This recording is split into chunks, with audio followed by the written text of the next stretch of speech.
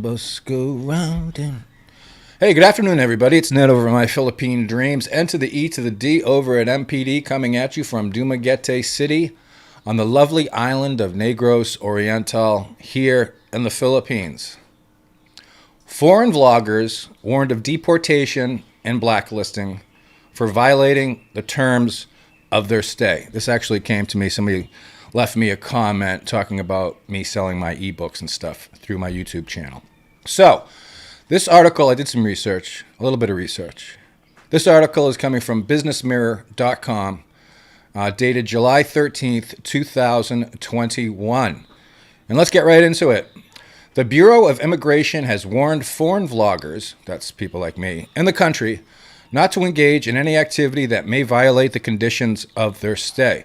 Now, this has always been a big thing in the Philippines. Basically, they're talking about gainful employment, making money, having a business while you're here in the Philippines on certain types of visas. Bureau of Immigration Commissioner Jamie Morente issued the reminder after noticing numerous foreign vloggers posting videos in the Philippines.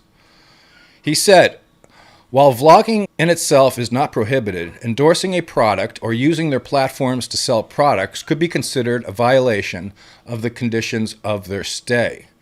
Online videos of these influencers bring entertainment to many, which could be a source of much-needed relief from the stress brought about by the pandemic. Vloggers promoting the beautiful places in our country could even revive and boost tourism. However, he went on to say, vlogging should not be used as a means to sell products. Accepting local endorsements, selling products, and engaging in other activities for profit while holding a temporary visitor's visa is considered a deportable offense. Vloggers should not overstep their boundaries and perform actions only within the activities allowed in their visa, Morente added. If found guilty, violators can face deportation and blacklisting from the Philippines. This past February, a social influencer was charged by the Bureau of Immigration for engaging in gainful activity without the necessary permit or visa after allegedly selling online notebooks, bags, and cosmetics.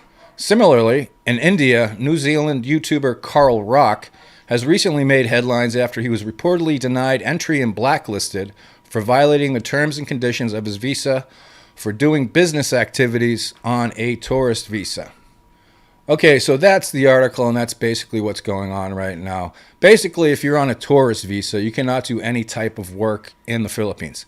Not only for profit, such as running a business and selling books online or doing stuff like that, but also any kind of volunteer activity. You basically cannot work while you're in the Philippines on a tourist visa. Basically, in order to work in the Philippines, you need some paperwork, which is called an alien employment permit. Please excuse the birds in the background. Getting one of these can be rather an arduous ordeal, but in order to work or do anything like selling merchandise online through your YouTube channel, accepting endorsements from things like Jollibee and all that, you have to have an AEP. There are certain exceptions to that, and we'll get into that. Certificates of exemption are issued to foreign nationals who, while covered under Article 40 of the Labor Code, who are exempted from securing AEP under relevant rules and regulations. The following foreign nationals may apply for certificates of exemption from securing alien employment permits. It's a long list, but here's a few of them. The first one is a permanent resident, foreign national, and probationary or temporary resident visa holders. That's people that are like 13A marriage visas, that type of thing. And another one, which I thought was interesting, refugees and stateless persons recognized by the DOJ, that's their Department of Justice, pursuant to Article 17 of the 1951 and 1954 UN Conventions. I guess that covers Barry Jordan. Sorry, Barry, I couldn't resist. That was just like a softball lobbed at me. It was just lobbed. There are also other certain categories of people that are not required to secure an alien employment permit. Those foreign nationals who come to the Philippines to teach, present, and or conduct research studies, so those are exempt from having to have an AEP. And once again, permanent resident foreign nationals and probationary or temporary resident visa holders under Section 13 of the Philippine Immigration Act of 1940. Boy, that's 1940. That's 60, 80, 81 years that thing's been going. So that's basically the dealio. I don't know how stringently this is going to be enforced. Again, the Philippines, there's lots of laws, there's lots of rules, there's lots of regulations. But sometimes those aren't enforced, or sometimes those are selectively enforced. And I hope by saying that, I'm not setting myself up as a target for this. There are a number of people that are selling stuff through their YouTube channel. It's a good way to bring in alternate streams of income. I do it myself. I'm selling my ebook. You can see the little things popping up as this video goes along. But I also make a concerted effort to follow Philippine rules, regulations, and laws.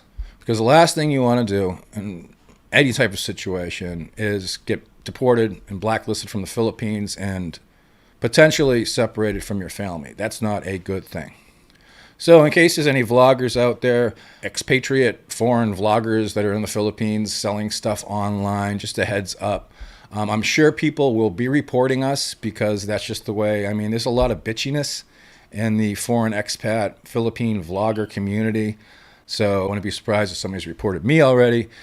And people have reported other vloggers because there seems to be a big troll community out there that is embracing the idea of crab mentality. Don't like to see when other people are getting ahead or doing okay or doing sort of well. It's just the nature of the beast. It's the way it is. It's the reality of the situation. So that's the story that came out recently from the Bureau of Immigration regarding foreign vloggers in the Philippines that are selling stuff. This Penelope Pop, she's from Taiwan, beautiful young lady. She actually set up a business and was selling cosmetics. And she gained the attention of some consortium of retailers here that were upset that she was selling cosmetics, and they were particularly upset about some cologne she was selling called Poof, which they claim had heavy metals in it or something. I'm not sure. So formal charges have been pushed against her. I don't know what the status is. It's very difficult to get status updates on this type of thing. But it is what it is. So if you are selling stuff online and you are a foreign vlogger in the Philippines, this is just a heads up. You're not supposed to be doing it, and you could potentially be brought up on charges, deported, and blacklisted. So puppies, rainbows, and unicorns for all. Until next time, this is Ned from My Philippine Dreams. Be well. Hey, if you consider our work to be of any value, consider supporting us on Patreon. If you're a Patreon, you get a free copy of my ebook, and we do monthly Google Hangouts. So consider doing that, if you would please.